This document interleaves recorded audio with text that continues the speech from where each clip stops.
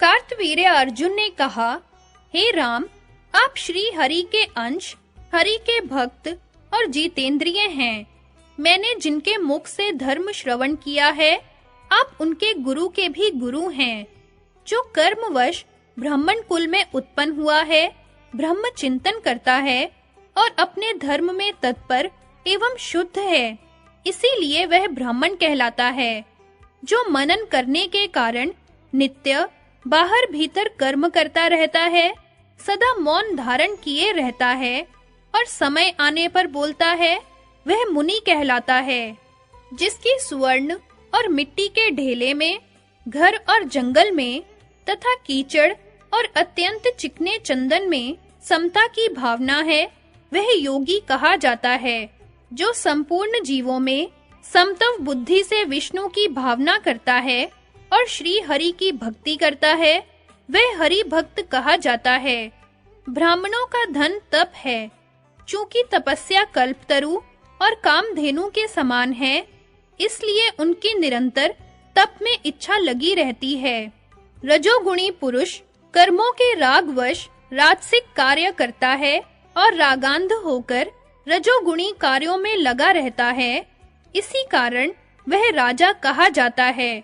मुने, रागवश मैंने कामधेनु की याचना की थी, अतः मुझ अनुरागी क्षत्रिय का इसमें कौन सा अपराध हुआ? फिर भी आपके पिता ने महान बल पराक्रम से संपन्न बहुत से भूपालों का वध कर डाला। इस समय यहाँ शिशु अवस्था वाले राजकुमार ही आए हैं। आपने संपूर्ण पृथ्वी को 21 बार भूपालों से शून्य कर देने के लिए जो प्रतिज्ञा की है, उसका पालन कीजिए। युद्ध करना तो क्षत्रियों का धर्म ही है। युद्ध में मृत्यु को प्राप्त हो जाना उनके लिए निंदित नहीं है, परंतु ब्राह्मणों की रण स्पृहा लोक और वेद दोनों में विडंबना की पात्र है। वाणी ही जिनका बल और तप ही जिनका धन है, उन ब्राह्मणों की शांति ही प्रत्येक युग में स्वस्ति कारक कर्म है। युद्ध करना ब्राह्मण का धर्म नहीं है। शांति परायण ब्राह्मण युद्ध के लिए उद्योगशील हो, ऐसा तो ना देखने में ही आया है और ना सुना ही गया है। भगवान नारायण के विद्यमान रहते यह दूसरी तरह का उलटफेर कैसे हो गया? रण आंगन में यूं कहकर राजेंद्र कार्तवीर्य शांत हो गया। उसके उस वचन को सुनकर सभी लोग मौन हो गए। तदनंतर परशुराम के सभी भाई, जो बड़े शूरवीर तथा हाथों में अत्यंत तीखे शस्त्र धारण किए हुए थे, उनकी आज्ञा से युद्ध करने के लिए आगे बढ़े। तब जो स्वयं मंगल स्वरूप तथा मंगलों का आश्रय स्थान था, उस महाबली मत्स्य राज ने भी उन सबको युद्धोन्मुख देखकर युद्ध करना आरंभ किया। उस राजेंद्र ने बाणों का जाल बिछाकर उन सभी को रोक दिया। तब जमदग्नि के पुत्रों ने उस बाण समूह को छिन्न भिन्न कर दिया। मुने, राजा ने सैकड़ों सूर्यों के समान प्रकाशमान दिव्य अस्त्र चलाया, परंतु मुनियों ने महेश्वर अस्त्र के द्वारा खेल ही खेल में उसे काट दिया। पुनः मुनियों ने दिव्य अस्त्र द्वारा राजा के बाण सहित धनुष, रथ, सारथी और कवच की धज्जियां उड़ा दी। इस प्रकार राजा को शस्त्रहीन देखकर मुनियों को महान हर्ष हुआ। तब उन्होंने मत्स्य राज का वध करने की इच्छा से शिवजी का त्रिशूल हाथ में उठाया। त्रिशूल चलाते समय आकाशवाणी हुई, विप्रवरो, शिवजी का यह त्रिशूल अमोघ है, इसे मत चलाओ, क्योंकि मत्स्य राज के गले में सर्वांगों की रक्षा करने वाला शिवजी का दिव्य कवच बंधा है, जिसे पूर्व काल में दुर्वासा ने दिया था। अतः पहले राजा से उस प्राण प्रदान करने वाले कवच को मांग लो। मुने, तदनंतर परशुराम ने त्रिशूल चलाकर राजा पर चोट की, परंतु राजा के शरीर से टकराकर उस त्रिशूल के 100 टुकड़े हो गए। तब आकाशवाणी सुनकर महान पराक्रमी जमदग्नि नंदन परशुराम ने श्रृंगधारी सन्यासी का वेश धारण करके राजा से कवच की याचना की। राजा ने ब्रह्मांड विजय नामक वह उत्तम कवच उन्हें दे दिया। उस कवच को लेकर परशुराम ने पुनः त्रिशूल से ही प्रहार किया। उसके आघात से मत्स्यराज, जो चंद्रवंश में उत्पन्न गुणवान और महाबली था, जिसके मुख की कांति सैकड़ों चंद्रमाओं की समान थी, भूतल पर गिर पड़ा। नारद ने कहा, महाभाग नारायण, मत्स्यराज ने शिवजी के जिस कवच को धारण किया था, उसका वर्णन कीजिए, क्योंकि उसे सुनने के लिए मुझे कौतूहल हो रहा है। नारायण बोले, विप्रवर, महात्मा शंकर के उस ब्रह्मांड विजय नामक कवच का, जो सर्वांग की रक्षा करने वाला है, वर्णन करता हूँ, सुनो। पूर्व काल में दुर्वासा ने बुद्धिमान मत्स्यराज को संपूर्ण पापों का समूल नाश करने वाला षडक्षर मंत्र बतलाकर इसे प्रदान किया था। यदि सिद्धि प्राप्त हो जाए तो इस कवच के शरीर पर स्थित रहते अस्त्र शस्त्र के प्रहार के समय जल में तथा अग्नि में प्राणियों की मृत्यु नहीं होती, इसमें संशय नहीं है। जिसे पढ़कर एवं धारण करके दुर्वासा सिद्ध होकर लोक पूजित हो गए, जिसके पढ़ने और धारण करने से जैगी शव्य महायोगी कहलाने लगे, जिसे धारण करके वामदेव, देवल, स्वयं चैवन, अगस्त्य और पुलस्त्य विश्व वंद्य हो गए। ओम नमः शिवाय, यह सदा मेरे मस्तक की रक्षा करे। ओम नमः शिवाय स्वाहा, यह सदा ललाट की रक्षा करे। ओम रीम श्रीम क्लीम शिवाय स्वाहा, सदा नेत्रों की रक्षा करें। ओम रीम क्लीम हूम शिवाय नमः, मेरी नासिका की रक्षा करे। ओम नमः शिवाय शांताय स्वाहा, सदा कंठ की रक्षा करे। ओम रीम श्रीम हूम संहार कर्तरे स्वाहा, सदा कानों की रक्षा करे। ओम रीम श्रीम पंचवक्त्राय स्वाहा, सदा दांत की रक्षा करे। ओम रीम महेशाय स्वाहा, सदा मेरे ओठ की रक्षा करे। ओम रीम श्रीम क्लीम त्रिनेत्राय स्वाहा, सदा केशों की रक्षा करें। ओम रीम एम महादेवाय स्वाहा, सदा छाती की रक्षा करें। ओम रीम श्रीम क्लीम एम रुद्राय स्वाहा, सदा नाभि की रक्षा करें। ओम रीम एम श्रीम ईश्वराय स्वाहा, सदा पृष्ठ भाग की रक्षा करे। ओम रीम क्लीम मृत्युंजय स्वाहा, सदा भौहों की रक्षा करे। ओम रीम श्रीम क्लीम ईशानाय स्वाहा, सदा पार्श्व भाग की रक्षा करे। ओम रीम ईश्वराय स्वाहा, सदा मेरे उदर की रक्षा करे। ओम श्रीम क्लीम मृत्युंजय स्वाहा, सदा भुजाओं की रक्षा करे। ओम रीम श्रीम क्लीम ईश्वराय स्वाहा, मेरे हाथों की रक्षा करे। ओम महेश्वराय रुद्राय नमः, सदा मेरे नितंब की रक्षा करे। ओम रीम श्रीम भूतनाथाय स्वाहा, सदा पैरों की रक्षा करे। ओम सर्वेश्वराय सर्वाय स्वाहा, सदा सर्वांग की रक्षा करे।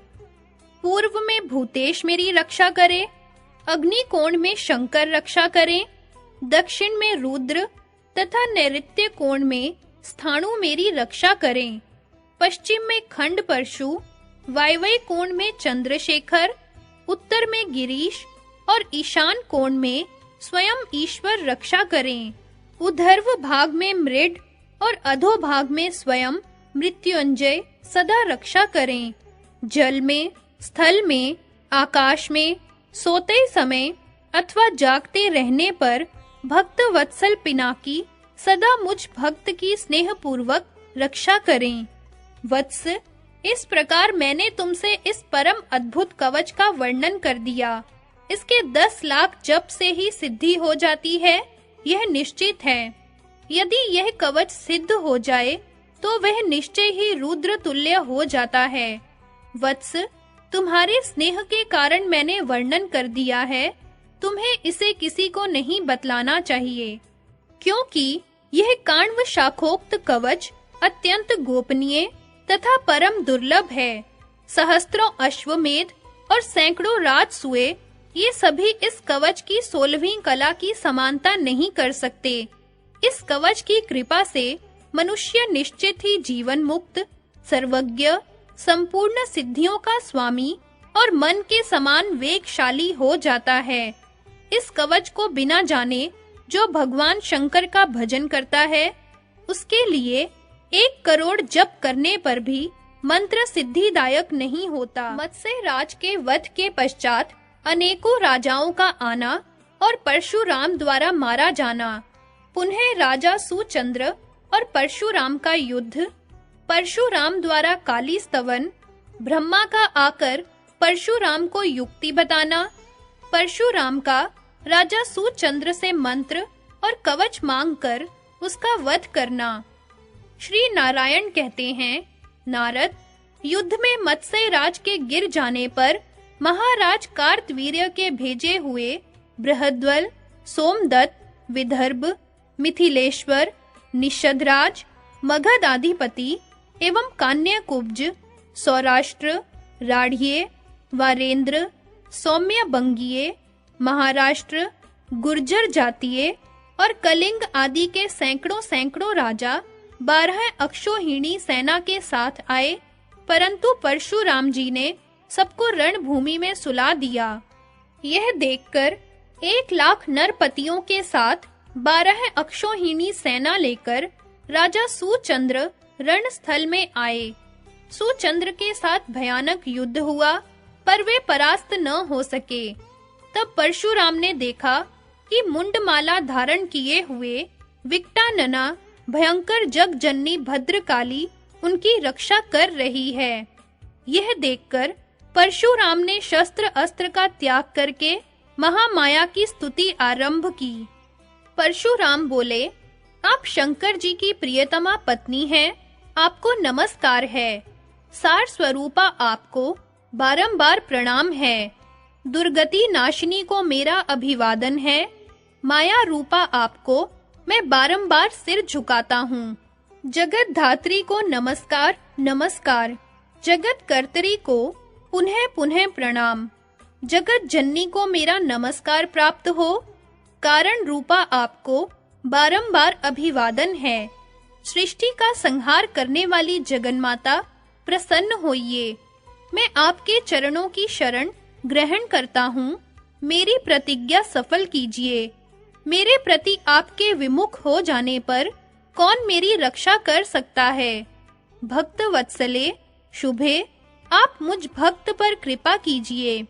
सुमुखी, पहले शिवलोक में आप लोगों ने मुझे जो वरदान दिया था, उस वर को आपको सफल करना चाहिए। परशुराम द्वारा किए गए इस स्तवन को सुनकर अंबिका का मन प्रसन्न हो गया और भय मत करो, यूं कहकर वे वहीं अंतर्धान हो गई। जो मनुष्य भक्ति पूर्वक इस परशुराम कृत स्तोत्र का पाठ करता है, वह अनायास ही महान भय से छूट जाता है। वह त्रिलोकी में पूजित, त्रैलोक्य विजयी, ज्ञानियों में श्रेष्ठ और शत्रु पक्ष का विमर्दन करने वाला हो जाता है। इसी बीच ब्रह्मा जी धर्मात्माओं में श्रेष्ठ भृगुवंशी परशुराम के पास आकर उनसे उस रहस्य का वर्णन करने लगे। ब्रह्मा जी बोले, महाभाग राम, अपनी प्रतिज्ञा सफल करने के लिए पहले तुम सुचंद्र की विजय के हेतुभूत रहस्य का मुझसे श्रवण करो। पूर्व काल में दुर्वासा ने सुचंद्र को दशाक्षरी महाविद्या तथा भद्रकाली का परम दुर्लभ कवच प्रदान किया था। भद्रकाली का कवच देवताओं के लिए भी अत्यंत दुर्लभ है। यह कवच संपूर्ण शत्रुओं का विनाश करने वाला, अत्यंत पूजनीय, प्रशंसनीय और त्रिलोकी पर विजय पाने का कारण है। वह कवच जिसके गले में वर्तमान है, उसे जीतने के लिए भूतल पर तुम कैसे समर्थ हो सकते हो? अतः भार्गव, तुम भिक्षा के लिए जाओ और राजा से प्रार्थना करो। सूर्य वंश में उत्पन्न हुआ वह राजा परम धर्मात्मा एवं दानी है। मांगने पर वह निश्चय ही प्राण, कवच, मंत्र आदि सब कुछ दे डालेगा। मुने, तब परशुराम सन्यासी का वेश धारण करके राजा के पास गए और उससे उन्होंने मंत्र तथा परम अद्भुत कवच की याचना की। तब राजा ने अत्यंत आदर पूर्वक उन्हें मंत्र और कवच दे दिया। तदनंतर परशुराम ने शंकर जी के त्रिशूल से उस राजा का काम तमाम कर दिया। दशाक्षरी विद्या तथा काली कवच का वर्णन। नारद जी ने कहा, सर्वज्ञनाथ, अब मैं आपके मुख से भद्रकाली कवच तथा उस दशाक्षरी विद्या को सुनना चाहता हूँ। श्री नारायण बोले, नारद, मैं दशाक्षरी महाविद्या तथा तीनों लोकों में दुर्लभ उस गोपनीय कवच का वर्णन करता हूँ, सुनो। ओम ह्रीम श्रीम क्लीम कालिकाये स्वाहा, यही दशाक्षरी विद्या है। इसे पुष्कर तीर्थ में सूर्य ग्रहण के अवसर पर दुर्वासा ने राजा को दिया था। उस समय राजा ने 10 लाख जप करके मंत्र सिद्ध किया और उस उत्तम कवच के 5 लाख जप से ही सिद्ध कवच हो गए। तत्पश्चात वे अयोध्या में लौट आए और इस कवच की कृपा से उन्होंने सारी पृथ्वी को जीत लिया। नारद जी ने कहा, प्रभु, जो तीनों लोकों में दुर्लभ है, इस दशाक्षरी विद्या को तो मैंने सुन लिया। अब मैं कवच सुनना चाहता हूँ, वो मुझसे वर्णन कीजिए। श्री नारायण बोले, विपेंद्र, पूर्व काल में त्रिपुर वध के भयंकर अवसर पर शिव की विजय के लिए नारायण ने कृपा करके शिव को जो परम अद्भुत कवच प्रदान किया था, उसका वर्णन करता हूँ, सुनो। मुने, वो कवच अत्यंत गोपनीयों से भी गोपनीय तत्व स्वरूप तथा संपूर्ण मंत्र समुदाय का मूर्तिमान स्वरूप है। उसी को पूर्व काल में शिव जी ने दुर्वासा को दिया था और दुर्वासा ने महामनस्वी राजा सुचंद्र को प्रदान किया था। ओम ह्रीम श्रीम क्लीम कालिकाय स्वाहा, मेरे मस्तक की रक्षा करे। क्लीम कपाल की तथा ह्रीम ह्रीम ह्रीम नेत्रों की रक्षा करे। ओम ह्रीम त्रिलोचने स्वाहा, सदा मेरी नासिका की रक्षा करे। क्रीम कालिके रक्ष रक्ष स्वाहा, सदा दांतों की रक्षा करे।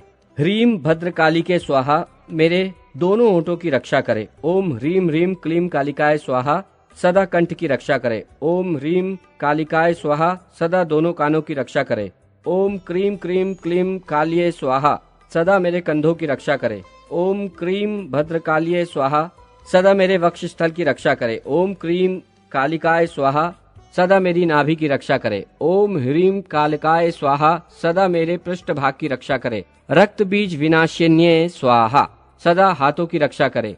ओम ह्रीम क्लीम मुंड मालिन्ये स्वाहा, सदा मेरे पैरों की रक्षा करे। ओम ह्रीम चामुंडाये स्वाहा, सदा मेरे सर्वांग की रक्षा करे। पूर्व में महाकाली और अग्निकोण में रक्त दंतिका मेरी रक्षा करे। दक्षिण में चामुंडा रक्षा करे। नैऋत्य में काली का रक्षा करे। पश्चिम में श्यामा रक्षा करे। वावव्य कोण में चंडिका, उत्तर में विकटास्या और ईशान कोण में अट्टहासिनी रक्षा करे। ऊर्ध्व भाग में लोल जिह्वा रक्षा करे। अधो भाग में सदा अधा माया रक्षा करे। जल स्थल और अंतरिक्ष में सदा विश्व प्रसु रक्षा करे। वत्स, ये कवच समस्त मंत्र समूह का मूर्त रूप संपूर्ण कवचों का सारभूत और उत्कृष्ट से भी उत्कृष्टतर है। इसे मैंने तुम्हें बतला दिया। इसी कवच की कृपा से राजा सुचंद्र 7 द्वीपों के अधिपति हो गए थे। इसी कवच के प्रभाव से पृथ्वीपति मान्यधा सप्तद्वीपति पृथ्वी के अधिपति हुए थे। इसी के बल से प्रचेता और लोमश सिद्ध हुए थे तथा इसी के बल से सौमरी और पिप्पलायन योगियों में श्रेष्ठ कहलाए। जिसे ये कवच सिद्ध हो जाता है, वो समस्त सिद्धियों का स्वामी बन जाता है। सभी महादान, तपस्या और व्रत इस कवच की 16वीं कला के भी बराबरी नहीं कर सकते। ये निश्चित है, जो इस कवच को जाने बिना जगत जननी काली का भजन करता है, उसके लिए 1 करोड़ जप करने पर भी ये मंत्र सिद्धदायक नहीं होता। सुचंद्र पुत्र पुष्कराक्ष के साथ परशुराम का युद्ध।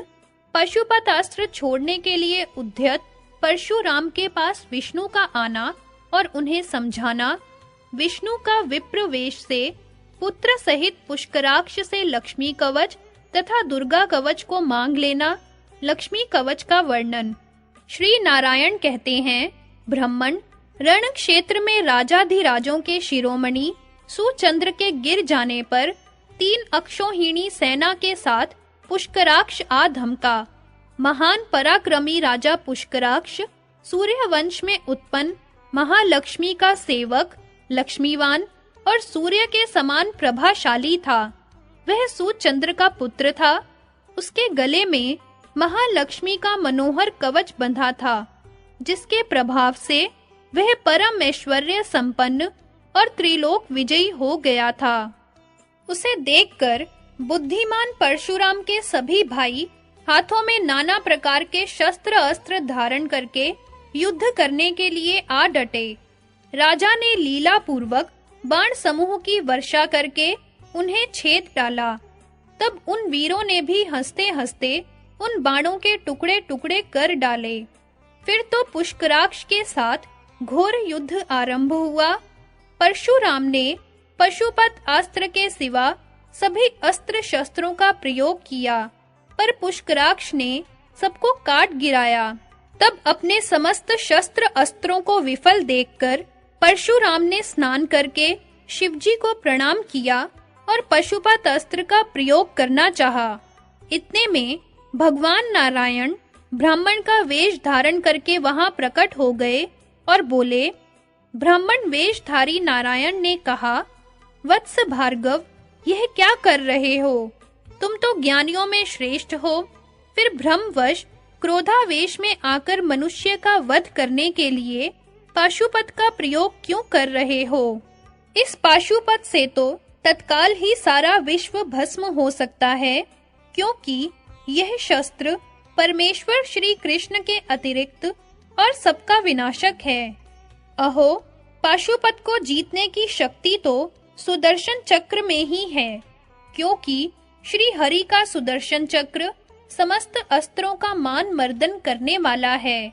शिवजी का पाशुपत अस्त्र और श्री हरि का सुदर्शन चक्र, ये ही दोनों तीनों लोकों में समस्त अस्त्रों में प्रधान हैं। इसलिए ब्राह्मण, तुम पाशुपत अस्त्र को रख दो और मेरी बात सुनो। इस समय तुम जिस प्रकार महाबली राजा पुष्कराक्ष को जीत सकोगे तथा जिस प्रकार अजय कार्तवीर्य पर विजय पा सकोगे, वह सारा उपाय तुम्हें बतलाता हूँ। सावधानतया श्रवण करो। महालक्ष्मी का कवच जो तीनों लोकों में दुर्लभ है, पुष्कराक्ष ने भक्ति पूर्वक विधि विधान के साथ अपने गले में धारण कर रखा है, और पुष्कराक्ष का पुत्र दुर्गति नाशिनी दुर्गा का परम अद्भुत एवं उत्तम कवच अपनी दाहिनी भुजा पर बांधे हुए हैं। इन कवचों की कृपा से वे दोनों विश्व पर विजय पा लेने में समर्थ हैं।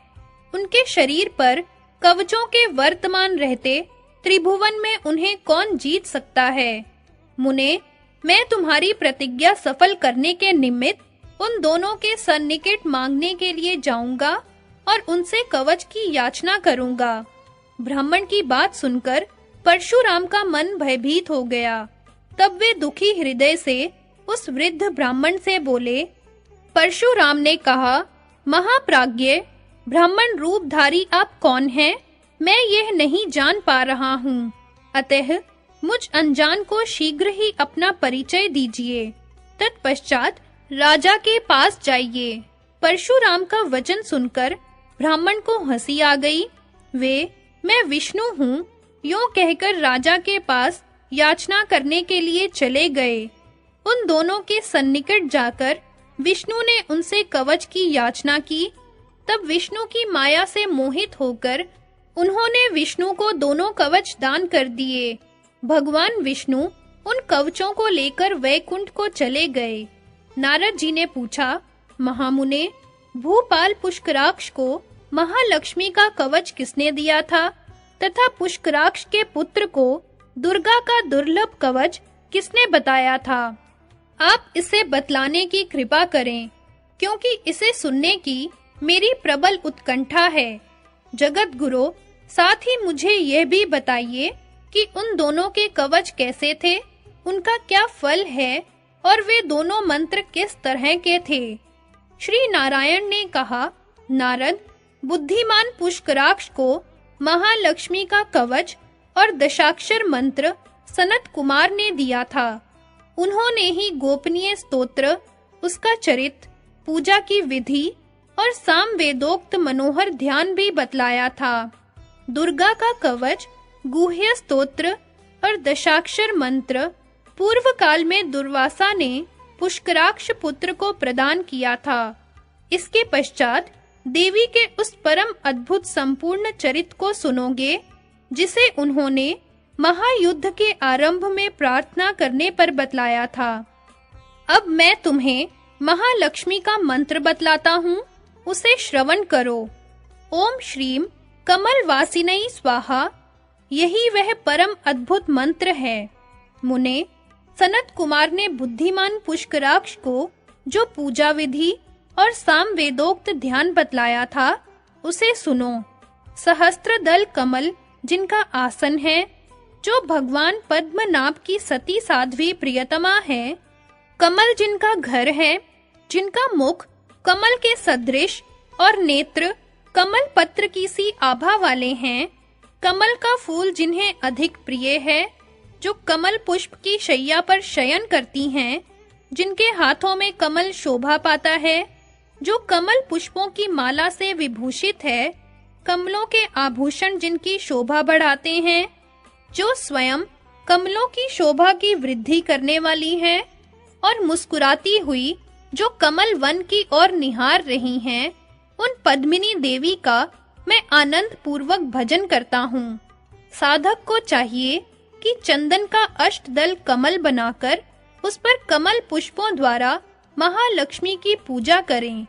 फिर गण का भली भांति पूजन करके उन्हें षोडशोपचार समर्पित करें। तदनंतर स्तुति करके भक्ति पूर्वक उनके सामने सिर झुकावें। ब्राह्मण, अब सबका सार रूप कवच तुम्हें बतलाता हूँ, सुनो। श्री नारायण आगे कहते हैं, विप्रवर, भगवान पद्मनाभ ने अपने नाभि कमल पर स्थित ब्रह्मा को लक्ष्मी का जो परम शुभ कारक कवच प्रदान किया था, उसे सुनो। उस कवच को पाकर ब्रह्मा ने कमल पर बैठे-बैठे जगत की सृष्टि की और महालक्ष्मी की कृपा से वे लक्ष्मीवान हो गए। फिर पद्मालय से वरदान प्राप्त करके ब्रह्मा लोकों के अधीश्वर हो गए।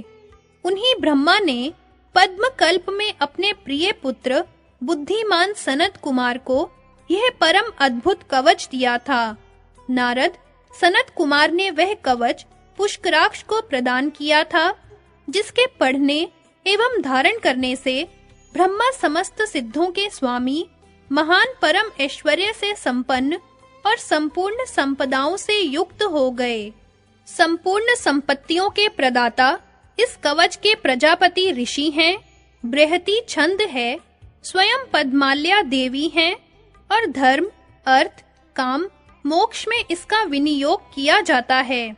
यह परम अद्भुत कवच महापुरुषों के पुण्य का कारण है। ओम रीम कमल वासिनी स्वाहा मेरे मस्तक की रक्षा करे। श्रीम मेरे कपाल की और श्रीम श्रियै नमः नेत्रों की रक्षा करे। ओम श्रीम श्रियै स्वाहा सदा दोनों कानों की रक्षा करे। ओम रीम श्रीम क्लीम महालक्ष्मी स्वाहा मेरी नासिका की रक्षा करे। ओम श्रीम पद्माल्याई स्वाहा सदा दांतों की रक्षा करे। ओम श्रीम कृष्ण प्रियाई स्वाहा सदा दांतों के छिद्रों की रक्षा करे। ओम श्रीम नारायणेशाई स्वाहा सदा मेरे कंठ की रक्षा करे। ओम श्रीम केशव कांतेई स्वाहा सदा मेरे कंधों की रक्षा करे। ओम श्रीम पद्म निवासिनी स्वाहा सदा नाभि की रक्षा करे। ओम रीम श्रीम संसार मात्रे स्वाहा सदा मेरे वक्षः स्थल की रक्षा करे। ओम श्रीम श्रीम कृष्ण कांतेई स्वाहा सदा पीठ की रक्षा करे। ओम रीम श्रीम श्रियै स्वाहा सदा मेरे हाथों की रक्षा करे। ओम श्रीम निवास कांतेई स्वाहा सदा मेरे पैरों की रक्षा करे। ओम रीम श्रीम क्लीम श्रियै स्वाहा मेरे सर्वांग की रक्षा करे। पूर्व दिशा में महालक्ष्मी और अग्नि कोण में कमलाल्या मेरी रक्षा करें। दक्षिण में पद्मा और नैऋत्य कोण में श्री हरि प्रिया मेरी रक्षा करें। पश्चिम में पद्माल्या और वायव्य कोण में स्वयं श्री मेरी रक्षा करें। उत्तर में कमला और ईशान कोण में सिंधु कन्या का रक्षा करें। उधर्व भाग में नारायणेशी रक्षा करें। अधो भाग में विष्णु प्रिया रक्षा करें।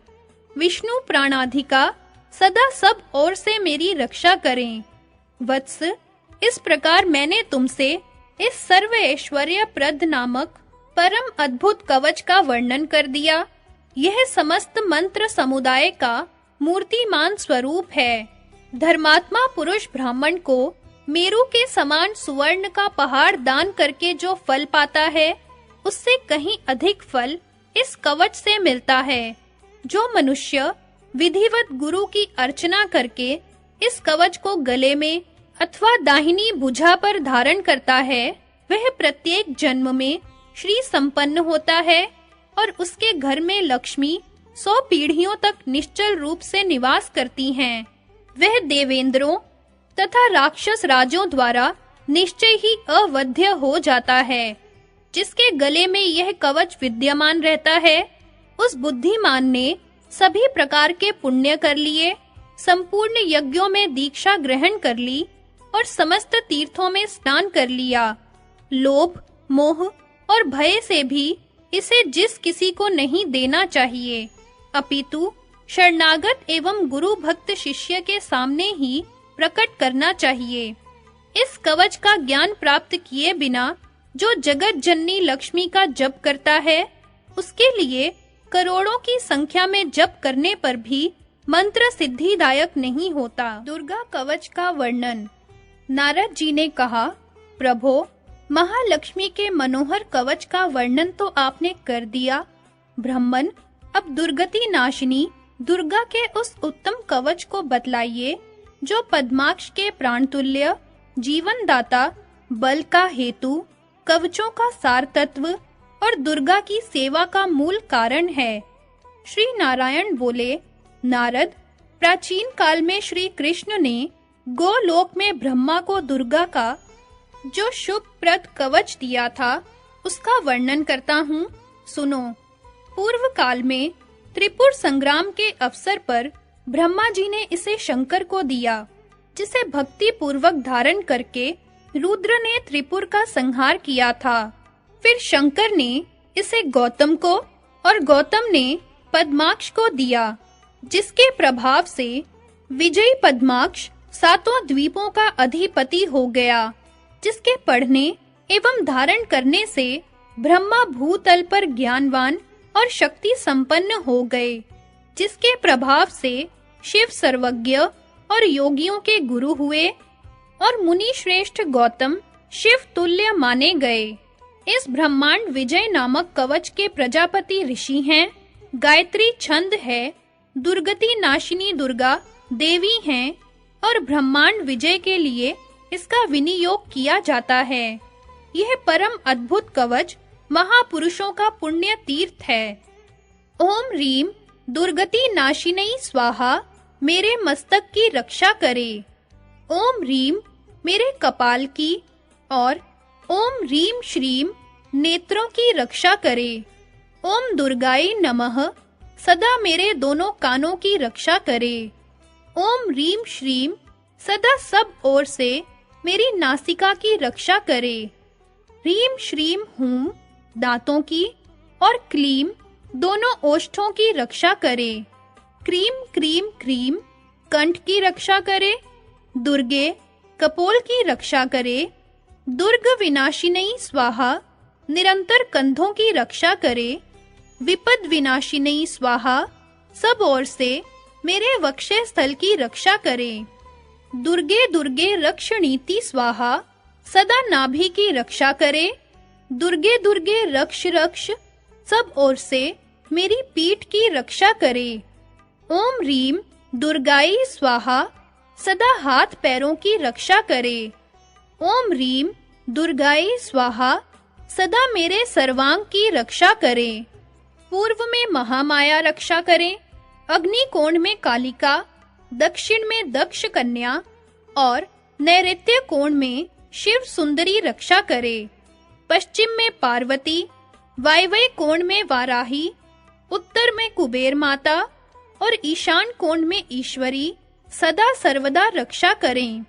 उधर्व भाग में नारायणी रक्षा करें और अधो भाग में सदा अंबिका रक्षा करें। जागृत काल में ज्ञान प्रदा रक्षा करें और सोते समय निद्रा सदा रक्षा करें। वत्स, इस प्रकार मैंने तुम्हें यह ब्रह्मांड विजय नामक कवच बतला दिया। यह परम अद्भुत तथा संपूर्ण मंत्र समुदाय का मूर्तिमान स्वरूप है। समस्त तीर्थों में भली भांति गोता लगाने से, संपूर्ण यज्ञों का अनुष्ठान करने से तथा सभी प्रकार के व्रतोपवास करने से जो फल प्राप्त होता है, वह फल मनुष्य इस कवच के धारण करने से पा लेता है। जो विधि पूर्वक वस्त्र, अलंकार और चंदन से गुरु की पूजा करके इस कवच को गले में अथवा दाहिनी भुजा पर धारण करता है, वह संपूर्ण शत्रुओं का मर्दन करने वाला तथा त्रिलोक विजयी होता है। जो इस कवच को न जानकर दुर्गति नाशिनी दुर्गा का भजन करता है, उसके लिए 1 करोड़ जप करने पर भी मंत्र सिद्धिदायक नहीं होता। नारद, यह काण्व शाखोक्त सुंदर कवच जिसका मैंने वर्णन किया है, परम गोपनीय तथा अत्यंत दुर्लभ है। इसे जिस किसी को नहीं देना चाहिए। परशुराम द्वारा पुत्र सहित राजा सहस्त्राक्ष का वध, कार्तवीर्य परशुराम युद्ध, परशुराम की मूर्छा, शिव द्वारा उन्हें पुनर्जीवन दान, कार्तवीर्य परशुराम संवाद, आकाशवाणी सुनकर शिव का विप्रेषण धारण करके कार्तवीर्य से कवच मांग लेना, परशुराम द्वारा कार्तवीर्य तथा अन्यान्य क्षत्रियों का संहार, ब्रह्मा का आगमन और परशुराम को गुरु स्वरूप शिव की शरण में जाने का उपदेश देकर स्वस्थान को लौट जाना। श्री नारायण कहते हैं, नारद, जब भगवान विष्णु महालक्ष्मी कवच तथा दुर्गा कवच को लेकर वैकुंठ चले गए, तब भृगुनंदन परशुराम ने पुत्र सहित राजा सहस्त्राक्ष पर प्रहार किया। यद्यपि राजा कवचहीन था, तथापि वो प्रयत्न पूर्वक ब्रह्मास्त्र द्वारा 1 सप्ताह तक युद्ध करता रहा। अंततोगत्वा पुत्र सहित धराशायी हो गया। सहस्त्राक्ष के गिर जाने पर महाबली कार्तवीर्यार्जुन 2 लाख अक्षौहिणी सेना के साथ स्वयं युद्ध करने के लिए आया। वो रत्न निर्मित खोल से आच्छादित स्वर्णमय रथ पर सवार हो अपने चारों ओर नाना प्रकार के अस्त्रों को सुसज्जित करके रण के मुहाने पर डटकर खड़ा हो गया। परशुराम ने राजराजेश्वर कार्तवीर्य को समर भूमि में उपस्थित देखा। वह रत्न निर्मित आभूषणों से सुशोभित करोड़ों राजाओं से घिरा हुआ था। रत्न निर्मित छत्र उसकी शोभा बढ़ा रहा था। वो रत्नों के गहनों से विभूषित था। उसके सर्वांग में चंदन की खौर लगी हुई थी। उसका रूप अत्यंत मनोहर था। वो मंद मंद मुस्कुरा रहा था। राजा मुनिवर परशुराम को देख रथ से उतर पड़ा और उन्हें प्रणाम कर पुनः रथ पर सवार हो राज समुदाय के साथ सामने खड़ा हुआ। तब परशुराम ने राजा को समयोजित शुभाशीर्वाद दिया और पुनः यों कहा, अनुयायियों सहित तुम स्वर्ग में जाओ। नारद, इसके बाद वहां दोनों सेनाओं में युद्ध होने लगा। तब परशुराम के शिष्य तथा उनके महाबली भाई कार्तवीर्य से पीड़ित होकर भाग खड़े हुए। उस समय उनके सारे अंग घायल हो गए थे। राजा के बाण समूह से आच्छादित होने के कारण शस्त्रधारियों में श्रेष्ठ परशुराम को अपनी तथा राजा की सेना नहीं दिख रही थी। फिर तो परस्पर घोर दिव्यास्त्रों का प्रयोग होने लगा। अंत में राजा ने दत्तात्रेय के दिए हुए अमोघ शूल को यथाविधि मंत्रों का पाठ करके परशुराम पर छोड़ दिया। उस सैकड़ों सूर्य के समान प्रभावशाली एवं प्रलयाग्नि शिखा के सदृश शूल के लगते ही परशुराम धराशायी हो गए। तदनंतर भगवान शिव ने वहां आकर परशुराम को पुनर्जीवन दान दिया।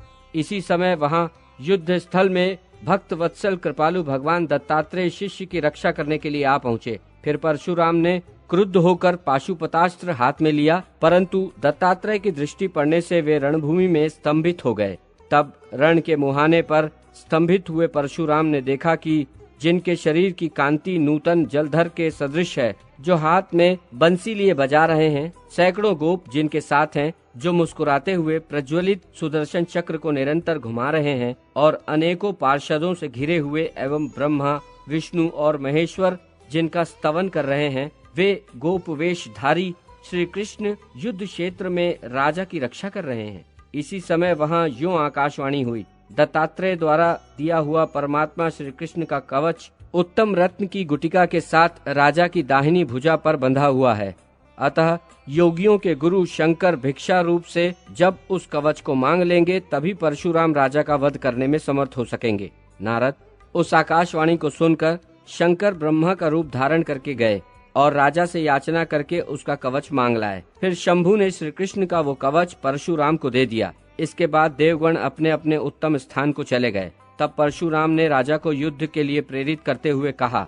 परशुराम बोले, राजेंद्र उठो और साहस पूर्वक युद्ध करो, क्योंकि मनुष्यों की जय पराजय में काल ही कारण है। तुमने विधि पूर्वक शास्त्रों का अध्ययन किया है, दान दिया है, सारी पृथ्वी पर उत्तम रीति से शासन किया है, संग्राम में यथोवर्धक कार्य किया है। इस समय मुझे मूर्छित कर दिया है, सभी राजाओं को जीत लिया है, लीला पूर्वक रावण को काबू में कर लिया है और दत्तात्रेय द्वारा दिए गए त्रिशूल से मुझे पराजित कर दिया है। परंतु शंकर जी ने मुझे पुनः जीवित कर दिया है। परशुराम की बात सुनकर परम धर्मात्मा राजा कार्तवीर्य ने सिर झुकाकर उन्हें प्रणाम किया और यथार्थ बात कहना आरंभ किया। राजा ने कहा, प्रभु मैंने क्या अध्ययन किया, क्या ध्यान दिया, अथवा पृथ्वी का क्या उत्तम शासन किया। भूतल पर मेरे समान कितने भूपाल इस लोक से चले गए। मेरी बुद्धि, तेज, पराक्रम, विविध प्रकार की युद्ध निपुणता, लक्ष्मी, ऐश्वर्य, ज्ञान, दान शक्ति, लौकिक गुण, आचार, विनय, विद्या, प्रतिष्ठा, परम तप, ये सभी मनोरमा के साथ ही नष्ट हो गए।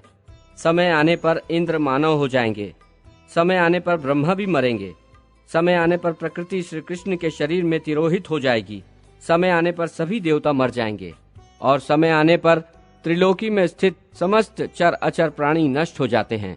काल का अतिक्रमण करना दुष्कर है। परात्पर श्री कृष्ण उस काल के काल हैं और स्वेच्छानुसार सृष्टि रचयिता के सृष्टा, संहारकर्ता के संहारक और पालन करने वाले के पालक हैं, जो महान स्थूल से भी स्थूलतम, सूक्ष्म से भी सूक्ष्मतम, कृश, परमाणु परक काल, काल भेदक काल हैं। सारे विश्व जिनके रोए हैं वो महाविराट पुरुष के तेज से परमात्मा श्री कृष्ण के 16वें अंश के बराबर हैं, जिससे शूद्र विराट उत्पन्न हुआ है, जो सबका उत्कृष्ट करने के कारण है, जो स्वयं सृष्टा हैं। और ब्रह्मा जिसके नाभि कमल से उत्पन्न हुए हैं। उस समय ब्रह्मा यत्न पूर्वक लाखों वर्षों तक भ्रमण करने पर भी जब नाभि कमल के दंड का अंत ना पा सके, तब अपने स्थान पर स्थित हो गए। वहां उन्होंने वायु का आहार करके 1,00,000 वर्ष तक तप किया। तदनंतर उन्हें गोलोक तथा पार्षद सहित श्री कृष्ण के दर्शन हुए।